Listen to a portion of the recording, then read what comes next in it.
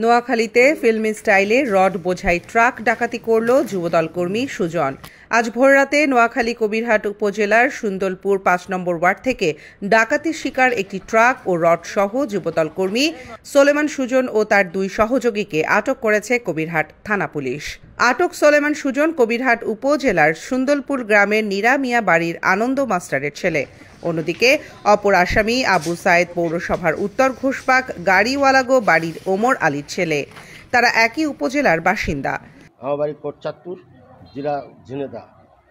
আমি গত রাত 12:30টার দিকে আমাকে ফোন করলো কবিরগঞ্জ থানার ওসি, ভারপ্রাপ্ত কর্মকর্তা, কবিরহাট থানার ওসি, যে আমাকে বললো আপনি কি অমক, এই গাড়ি কি আপনাদের? আমরা জি আমাদের। তা বলছে আপনাদের গাড়ি ছিনতাই হয়েছে, আপনারা জানেন? আমি বলছি না, আমরা জানবো কীভাবে। বলছে আপনার গাড়ি ছিনতাই হয়েছে, তা আপনার গাড়ি, আমি বললাম আমাদের ট্র্যাকিং আছে। তারপরে ঠিক আছে, তাহলে ভালো, ট্র্যাকিংটা পালিয়ে আপনি ট্র্যাকিংটা আমার কাছে দেন। তারপরে সমস্যার ট্র্যাকিং পেয়ে তার কাছে দিছি। তারপরে জানতে পারলাম যে গাড়ি সে উদ্ধার করেছে, এই জন্য সে আসতে বলছে। আমরা এখন একটু আগে থানায় উপস্থিত হয়েছি।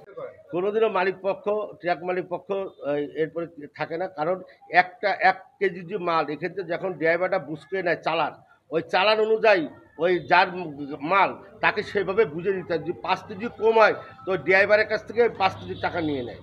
আমরা যেমনটি শুনেছি আপনার এই হ্যাঁ, ট্র্যাকিং করেই তো আমি দিছি ওসি সাহেব। তাহলে আপনি যখন দেখলেন যে আপনার গাড়িটা এক রুট থেকে বাই রুট হচ্ছে, তখন আপনি কেন ব্যবস্থা গ্রহণ করলেন? ওসি কেন আপনাকে জানাতে হলো? আপনি কেন জানালেন না? অনেক রাত্রি তো, 12:30 বাজে আমার মেন মালিক, আমার বড় ভাই, সে অসুস্থ ছিল। আমার কাছে যখন কোটচাঁদপুর থানার ওসি ফোন দিয়েছে যে আপনার অমুক থানার থেকে, আমরা সেখানে জানার পরে আমরা ট্র্যাকিংটা করি। ট্র্যাকিংটা মানে আপনারা সবসময় গাড়ি নজরদারিতে রাখেন না? জি রাখি, আমার বড় ভাই রাখে, আমি রাখি। আমার বড় ভাই হঠাৎ করে অসুস্থ হয়েছে। পুলিশ সূত্রে জানা গেছে, আটককৃতরা একটি রড বোঝাই ট্রাকের গতিপথ রোধ করে চালক ও হেলপারকে রাস্তার পাশে ফেলে দিয়ে ট্রাকটি নিয়ে কবিরহাটের উদ্দেশ্যে রওনা হয়। এ সময় টহলরত পুলিশ চালক ও হেলপারকে সন্দেহজনক অবস্থায় দেখতে পেয়ে জিজ্ঞাসাবাদ করলে তারা ট্রাক ডাকাতির ঘটনা জানান। পরে মালিকপক্ষের সঙ্গে যোগাযোগ করে ট্রাকের অবস্থান ট্র্যাকিংয়ের মাধ্যমে শনাক্ত করা হয়। পুলিশ সুন্দরপুর ইউনিয়নের ৫ নম্বর ওয়ার্ড থেকে রড বোঝাই ট্রাক সহ ডাকাত দলের লিডার সুজন সহ ৩ জনকে আটক করে। আমার আইল্যান্ডের সাথে ঠাস দিয়ে ধরে ওরা 3 জন এসে আমার হেল্পারের চাকু মারে আর আমার পিটায়। আপনি ড্রাইভার ছিলেন? পিটানোর পরে ওরা গাড়িতে ওঠার পরে আমাদের হাত পা ধরে বেঁধে ফেলায় হেল্পারের পা দানিতে রাখে আর আমার ড্রাইভিং সিটের পিছনে ঢুকায় ওরা চোখ হাত পা বেঁধে এদিক দিয়ে এসে গাড়ি এখানে নিয়ে আসে। আর আমাদের এই যে করিমপুল বাজারে ওখানে ফেলায় দেয় পানির ভিতরে, হাত পা বাঁধা অবস্থা। পরে ওই জায়গার থেকে ওই যে পুলিশের গাড়ি যাচ্ছিল, পুলিশের করার পরে পুলিশ মহাজনের কাছে ফোন দেওয়ার পর মহাজন লোকেশন শেয়ার করে, তারপরে সেই গাড়িটা। আচ্ছা, ওর কয়জন ছিল? ওরা ওখান থেকে উঠছিল 3 জন। স্থানীয়দের দাবি, যুবলীগ করা সোলেমান সুজন 24-এর গণ অভ্যুত্থানের পর স্থানীয় বিএনপির কিছু নেতার শেল্টারে যুবদল নেতা বনে যান। এরপর থেকে ইউনিয়ন, উপজেলা এবং জেলার নেতাদের সাথে যখনই সুযোগ পায় ছবি তুলে তা ফেসবুকে পোস্ট দিতে থাকে। এরপর থেকে এসব ছবি দেখিয়ে এবং ক্ষমতার দাপটে শুরু করে যত অপকর্ম।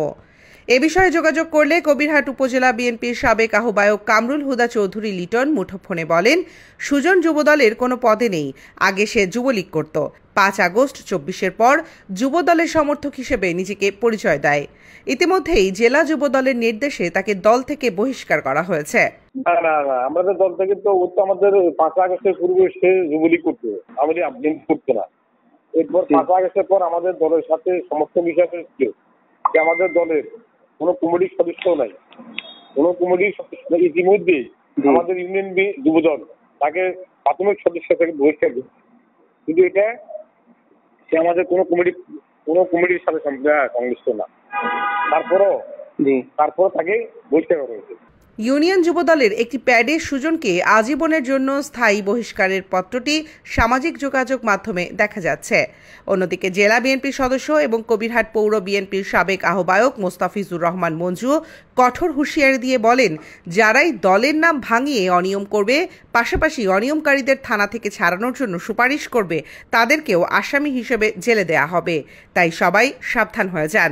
দলের নাম ভাঙিয়ে যারা অপকর্ম করবে, যারা চিহ্নিত অপরাধী, তাদের সাথে কোনো ধরনের আপোষ নয়। এবং যারা অপরাধীকে শেল্টার দেবে অথবা থানা থেকে মুক্ত করার জন্য যারা তদবির করবে, আমরা মনে করি তাদেরকেও একই মামলায় আসামি করে দেওয়া উচিত। আমরা কোনো ধরনের অন্যায়কারীকে প্রশ্রয় দেব না।